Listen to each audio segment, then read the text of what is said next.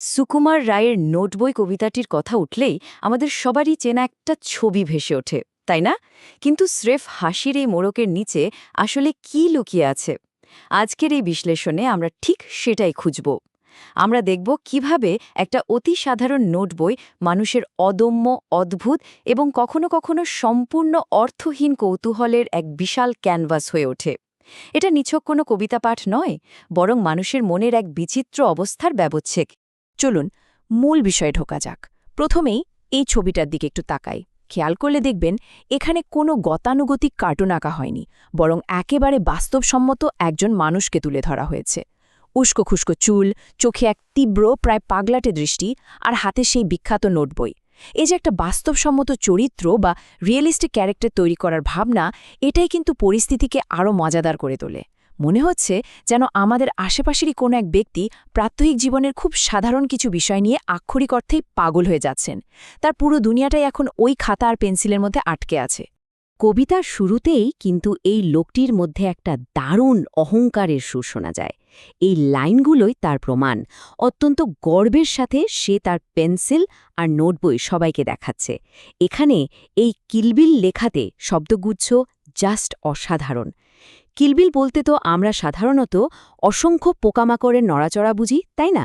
তার মানে লোকটি এতই দ্রুত আর এত হিজিবিজি লিখেছে যে লেখাগুলো যেন পাতার ওপর পোকার মতো কিলবিল করছে। এই উন্মত্ত এবং এলোমেলো লেখাই যেন তার জীবনের সবচেয়ে বড় অর্জন। পর্ব ১, প্রকৃতির প্রতি প্রশ্ন। এখন এই প্রথম প্রশ্নটার পেছনের গাম্ভীর্যটা একটু ভাবুন তো।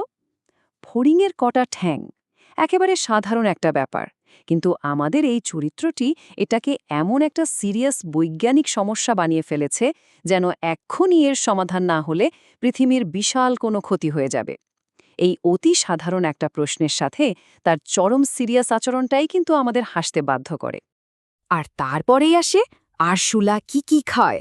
একটু খেয়াল করলেই বুঝবেন এই প্রশ্নগুলো কিন্তু থামছে না, দম ফেলার কোনো সময় নেই, একেবারে মেশিনের মতো চলছে। একটা তেলাপোকা বা আরশুলার খাদ্যাভ্যাস নিয়ে এমন অবিরাম রুদ্ধশ্বাস গবেষণা সত্যি অবিশ্বাস্য। তবে পরের প্রশ্নটা রীতিমতো একটা ফিজিক্যাল কমেডির দৃশ্য তৈরি করে। কাতুকুতু দিলে গরু কেন করে ছটফট? জাস্ট একবার দৃশ্যটা কল্পনা করুন তো। বিশাল একটা গরু, তাকে কেউ সুরসুরি বা কাতুকুতু দিচ্ছে আর সে ছটফট করছে। এই অদ্ভুত প্রশ্নটা তার কৌতূহলের মাত্রাকে একদম অন্য একটা হাস্যকর পর্যায়ে নিয়ে যায়। আর এই জায়গাটাতেই চরিত্রটির চিন্তাধারার আসল ম্যাজিক। বাম দিকে খেয়াল করলে দেখবেন একটা বেশ যুক্তিসঙ্গত প্রশ্ন, আঙুলেতে আঠা দিলে কেন লাগে চটচট? এটি একটি সাধারণ পর্যবেক্ষণ, কিন্তু ডান দিকে তাকালেই বোঝা যায় তার মস্তিষ্ক কিভাবে হঠাৎ করে পুরোপুরি একটা অর্থহীন জগতে ঢুকে গেছে।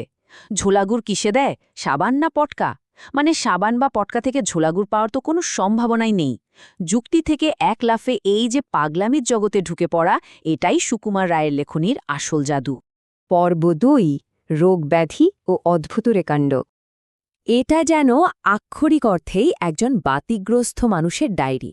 কান কটকট করছে, ফোড়া টনটন করছে, পেট কামড়াচ্ছে, নাক ডাকছে, আবার পিলেও চমকাচ্ছে। আমাদের বাংলা ভাষায় শারীরিক অনুভূতি বোঝাতে এই যে কটকট টনটনের মতো দারুণ সব ধ্বন্যাত্মক শব্দ আছে, সেগুলোর কি চমৎকার ব্যবহার। তার মন এতই অস্থির যে নিজের শরীরের একেবারে স্বাভাবিক বিষয়গুলোকেও সে আতসী কাজ দিয়ে বিশ্লেষণ করছে। আর এই শারীরিক অস্বস্তি আর চিন্তার জটলার মাঝখানেই হঠাৎ একটা ডাক, ওরে রামা, ছুটে আয়, নিয়ে আয় লণ্ঠন। এটা একটা দুর্দান্ত মোড়।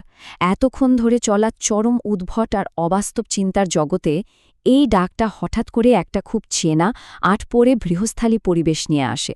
অন্ধকার রাতে লণ্ঠন হাতে বৃদ্ধ রামার ছুটে আসার এই ছবিটা প্রমাণ করে যে এই পাগলামিগুলো কোনো শূন্যে হচ্ছে না, এটা ঘটছে একটা ব্যস্ত বিশৃঙ্খল বাঙালি বাড়ির ভেতরে।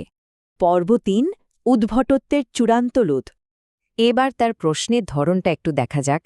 সে এখন রান্নাঘরের খুব পরিচিত জিনিসপত্রগুলোকে রীতিমতো জেরা করতে শুরু করেছে। জোয়ানের আরকে ঝাঁঝ কেন, তেজপাতায় তেজ কেন, বা লঙ্কায় ঝাল কেন? মানে একটা উপাদানের যে মৌলিক বৈশিষ্ট্য, যা ওই উপাদানের অস্তিত্বের অবিচ্ছেদ্য অংশ, সে সেটা নিয়েই প্রশ্ন তুলছে। প্রকৃতির এই নিয়মগুলো কেন এমন হলো, তার উত্তরও তার ওই নোট বইয়ে চাই। আর মশলাপাতির ঝাঁঝ থেকে মুহূর্তের মধ্যেই সে লাফ দেয় কঠিন কঠিন শব্দের অভিধানে। কার নাম দুন্দুভি, কাকে বলে অরণি? এই হঠাৎ করে বিষয় বদলে ফেলাটা প্রমাণ করে যে তার মস্তিষ্ক কতটা বিক্ষিপ্ত। একজন নিরলস কিন্তু দিশেহারা গবেষকের মন ঠিক এভাবে কাজ করে, যেখানে কৌতূহলের কোনো নির্দিষ্ট সীমারেখা বা কেন্দ্র থাকে না।